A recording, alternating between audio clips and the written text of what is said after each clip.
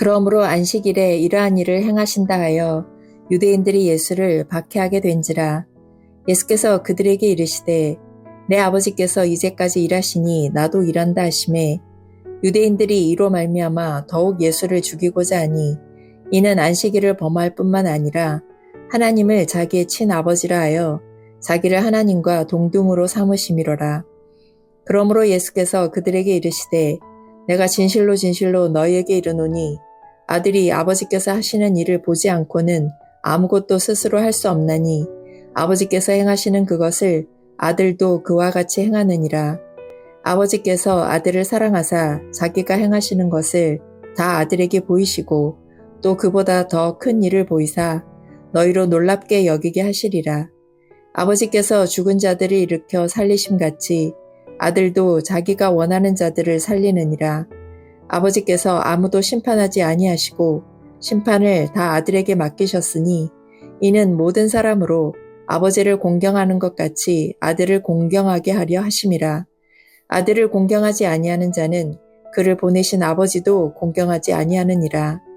내가 진실로 진실로 너희에게 이르노니 내 말을 듣고 또 나 보내신 이를 믿는 자는 영생을 얻었고 심판에 이르지 아니하나니 사망에서 생명으로 옮겼느니라. 진실로 진실로 너희에게 이르노니 죽은 자들이 하나님의 아들의 음성을 들을 때가 오나니 곧 이때라. 듣는 자는 살아나리라. 아버지께서 자기 속에 생명이 있음 같이 아들에게도 생명을 주어 그 속에 있게 하셨고 또 인자됨으로 말미암아 심판하는 권한을 주셨느니라. 이를 놀랍게 여기지 말라. 무덤 속에 있는 자가 다 그의 음성을 들을 때가 오나니 선한 일을 행한 자는 생명의 부활로 악한 일을 행한 자는 심판의 부활로 나오리라. 내가 아무것도 스스로 할 수 없노라. 듣는 대로 심판하노니 나는 나의 뜻대로 하려 하지 않고 나를 보내신 이의 뜻대로 하려 하므로 내 심판은 의로우니라.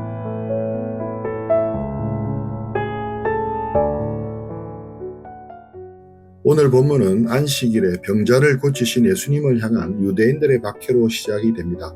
16, 17절입니다. 그러므로 안식일에 이러한 일을 행하신다 하여 유대인들이 예수를 박해하게 된지라. 예수께서 그들에게 이르시되 내 아버지께서 이제까지 일하시니 나도 일한다 하시매. 유대인들은 예수님을 안식일의 위반자로 몰아세웠습니다. 그들의 율법 해석에 의하면 안식일에는 어떤 노동을 해서도 안 됩니다. 병자를 고치는 행위도 생명이 위협한 경우가 아니면 금지되었습니다. 그런데 예수님은 38년이나 된 당장 죽을 병도 아닌 사람을 굳이 안식일에 고치셨습니다. 심지어 자리를 들고 걸어가라고 명하셨습니다. 이것은 명백한 도발이었습니다. 여기서 우리는 예수님의 대답에 주목해야 합니다. 예수님은 미안하다, 내가 깜빡했다거나 이 정도는 괜찮겠지 않느냐고 변명하지 않으십니다. 오히려 그 차원을 완전히 다른 높이로 끌어올리십니다. 내 아버지께서 이제까지 일하시니 나도 일한다. 이 말씀은 실로 충격적인 선언입니다. 예수님은 안식일의 참된 의미를 재정의하십니다. 창세기 2장에 하나님이 안식하셨다는 것은 아무것도 하지 않고 쉬셨다는 의미가 아닙니다. 하나님은 창조의 사역을 마치셨지만 피조물을 보존하시고 섭리하는 일은 단 한순간도 멈추지 않으셨습니다. 만약 하나님이 안식일에 섭리하는 손길을 놓으신다면 우주는 그 즉시 붕괴되고 말 것입니다. 해는 안식일에도 뜨고 심장은 안식일에도 뜁니다. 이것은 생명을 살리고 유지하시는 하나님의 일입니다. 예수님은 38년 된 병자를 고치셨습니다. 이를 통해 무엇을 보여주셨습니까? 하나님의 구원의 역사는 안식일에도 쉬지 않고 계속되고 있음을 보여줍니다. 또한 예수님은 하나님을 내 아버지라고 부르셨습니다. 유대인들은 하나님을 우리 아버지라고는 불렀지만 개인적으로 나의 아버지라고 부르는 것은 감히 상상도 못할 일이었습니다. 그런데 예수님은 어떻게 하셨습니까? 자신과 하나님을 아버지와 아들의 관계에 두셨습니다. 이는 뗄래야 뗄 수 없는 관계입니다. 본질적으로 동등한 관계입니다. 유대인들은 이 말을 듣고 예수를 더 죽이고자 했습니다. 그 이유가 무엇입니까? 18절 하나님을 자기의 친아버지라 하여 자기를 하나님과 동등으로 삼으심이로라. 만약 예수님이 단순히 훌륭한 인간이나 선지자에 불과했다면 유대인들의 이러한 오해를 즉시 바로잡으셔야 했습니다. 아니 나는 하나님과 동등하지 않다라고 부인하셔야만 했습니다. 예수님은 그들의 분노를 보셨습니다. 그런데도 그 주장을 철회하지 않으셨습니다. 오히려 어떻게 하셨습니까? 이어지는 말씀을 통해 그 동등성을 더 강화하고 확정하셨습니다. 이것은 예수님이 곧 성자 하나님이시라는 강력한 증거입니다. 19절 그러므로 예수께서 그들에게 이르시되 내가 진실로 진실로 너희에게 이르노니 아들이 아버지께서 하시는 일을 보지 않고는 아무것도 스스로 할 수 없나니 아버지께서 행하시는 그것을 아들도 그와 같이 행하느니라. 이 구절은 삼위일체 신학의 정수를 보여줍니다. 아들은 스스로 아무것도 할 수 없다는 말씀은 언뜻 보기에 예수님의 능력이 부족하거나 제한적이라는 뜻처럼 들릴 수 있습니다. 그러나 이것은 무능력의 표현이 아니라 완전한 일치의 표현입니다. 아들이 아버지와 독립적으로 행할 수 없습니다. 제멋대로 행할 수 없습니다. 이것은 무슨 뜻입니까? 그분들의 뜻과 본성이 완벽하게 하나이기 때문입니다. 그래서 분리된 행동이 불가능합니다. 20절은 그 동기를 사랑으로 설명합니다. 아버지께서 아들을 사랑하사 자기가 행하시는 것을 다 아들에게 보이시고 지식의 전달이 아니라 사랑의 교제가 계시의 근거입니다. 아버지는 모든 것을 아들에게 보여주시고 아들은 그 본 것을 이 땅에서 그대로 행하십니다.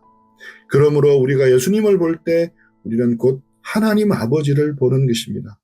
이것이 요한복음이 우리에게 전하는 복음의 핵심입니다.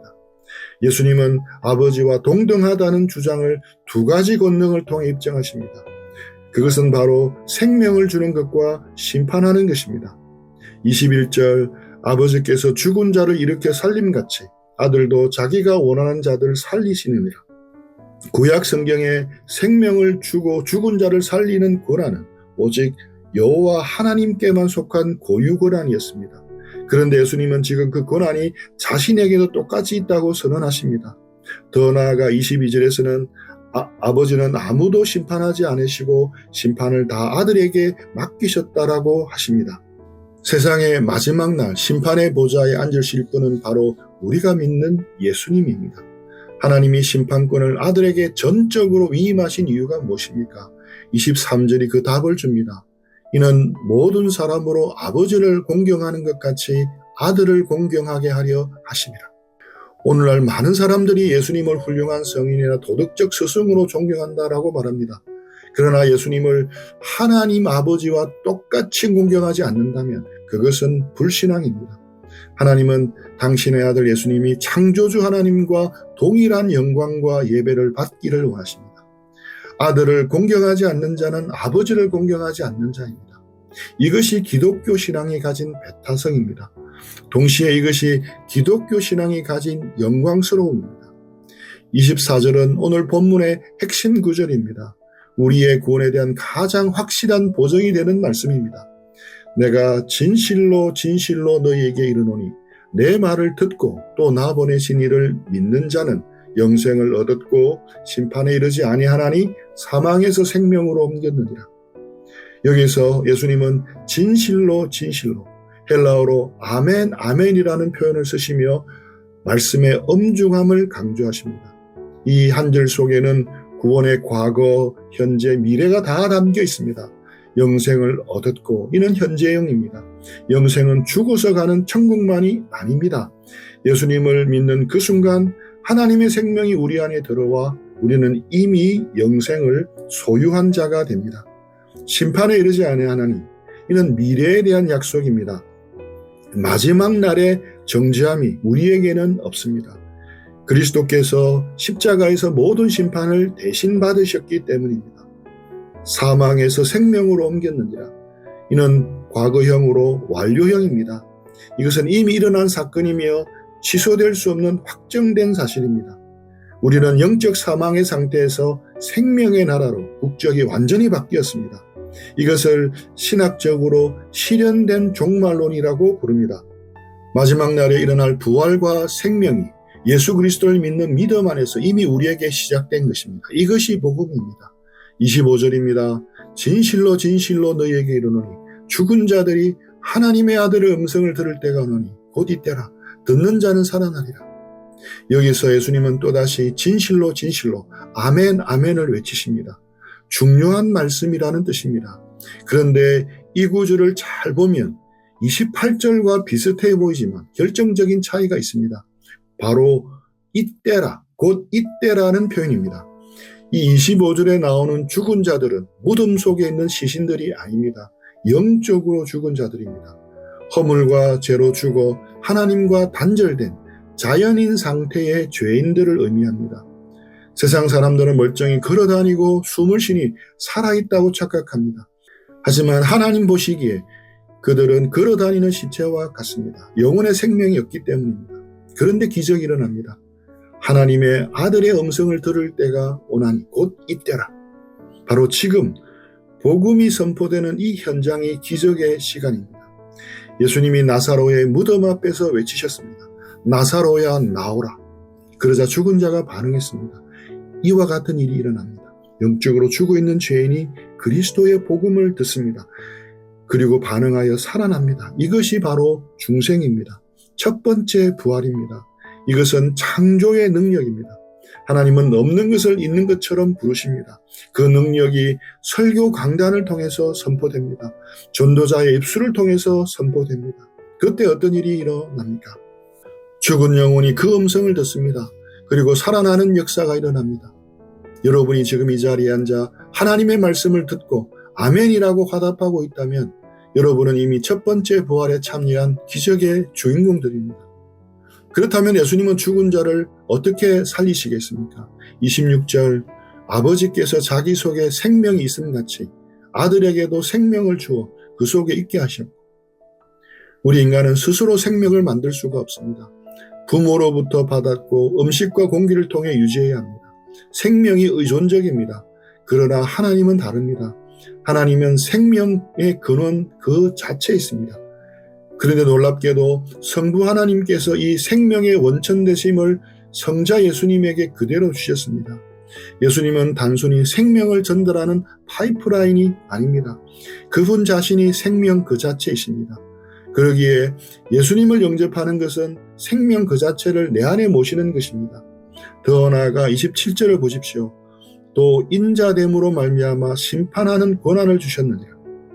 여기서 예수님은 자신을 하나님의 아들이라고 하셨다가 갑자기 인자라고 칭하십니다. 이것은 다니엘서 7장에 나오는 인자 같은 이가 옛적부터 항상 계신 이에게 권세를 받는 장면을 염두에 둔 표현입니다. 이제 예수님의 시선은 역사의 마지막으로 돌리십니다. 28절입니다. 이를 놀랍게 여기지 말라.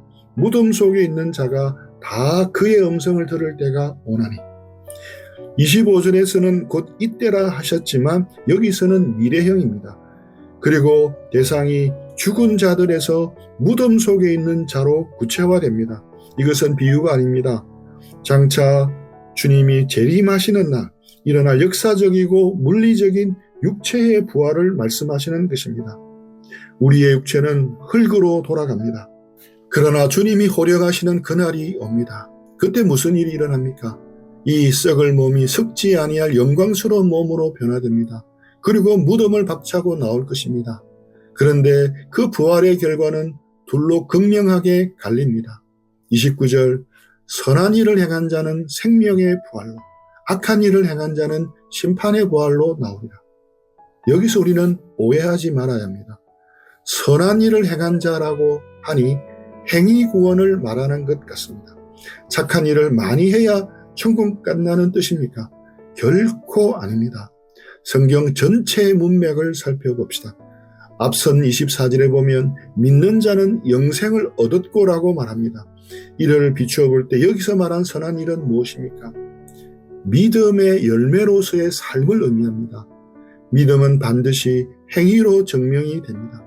예수 그리스도의 생명을 가진 자는 그 생명의 속성대로 선을 행하게 되어 있습니다. 반대로 예수님을 믿지 않는 자는 그 본성의 약함으로 하나님 보시기에 선을 행할 수가 없습니다. 중요한 것은 모두가 부활한다는 사실입니다. 불신자들은 죽으면 끝이라고 생각하며 죽으면 그만이지라고 말합니다. 그러나 성경은 무서운 진실을 선포합니다. 믿지 않는 자들도 부활합니다. 무엇을 위해서입니까? 영원한 형벌을 받기 위해서입니다. 이것이 심판의 부활입니다. 반면 그리스도 안에 있는 우리는 영원한 하나님의 나라를 상속받기 위해 생명의 부활로 나아갑니다. 이 두 길 외에 제3의 길은 없습니다. 연옥도 없고 윤회도 없습니다. 오직 생명 아니면 심판뿐입니다. 마지막 30절입니다. 내가 아무것도 스스로 할 수 없노라. 듣는 대로 심판하노니 나는 나의 뜻을 구하지 아니하고 나를 보내신 이의 뜻을 구함으로 내 심판이 의로우니라. 예수님은 다시 한번 자신의 사역이 아버지와 완전히 연합되어 있음을 강조합니다. 예수님의 심판이 의로운 이유가 무엇입니까? 사적인 감정으로 판단하지 않으시기 때문입니다. 편견으로 판단하지 않으시기 때문입니다. 오직 하나님의 뜻대로 심판하십니다. 그 기준대로 심판하시기 때문입니다. 사랑하는 형제자매 여러분, 오늘 본문 25절과 28절 사이에는 이미 already와 아직 not yet이라는 신약의 거대한 주제가 흐르고 있습니다.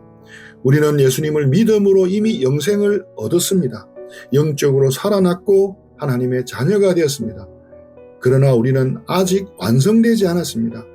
여전히 죄의 유혹에 넘어지고 육체는 늙고 병들어 무덤을 향해 갑니다. 하지만 낙심하지 마십시오. 28절의 약속이 있기 때문입니다. 우리의 구원은 영혼의 구원에서 멈추지 않고 우리 몸의 구속까지 나아갈 것입니다. 마지막으로 여러분의 두 가지 질문을 던지고 마치겠습니다. 첫째, 여러분은 노후 대책만이 아니라 사후 대책을 준비하고 계십니다. 100년도 못 사는 노후보다 영원히 사는 사후가 훨씬 중요하지 않겠습니까? 심판의 부활이 기다리고 있다는 사실은 우리에게 전도의 시급성을 일깨워 줍니다. 사랑하는 가족, 친구들이 저 끔찍한 심판의 부활로 나오게 내버려 두시겠습니까? 그들이 지금 아들의 음성을 듣게 해야 합니다. 둘째, 선한 일의 열매가 있습니까? 입술로는 주여 주여 하지만 삶에는 아무런 선한 열매가 없다면 우리는 자신의 믿음을 점검해야 합니다. 구원받기 위해서 선을 행하는 것이 아닙니다. 구원받은 생명이 있기에 선이 흘러나와야 합니다. 작은 것이라도 좋습니다. 이웃을 섬기고 형제를 용서하고 정직하게 사는 것, 그것이 내 안에 생명이 있다는 증거입니다. 이 두 가지 질문을 스스로에게 묻고 답하는 오늘 하루가 되기를 축복합니다. 들은 말씀 생각하면서 기도하고 묵상하며 적용하는 시간 가지겠습니다.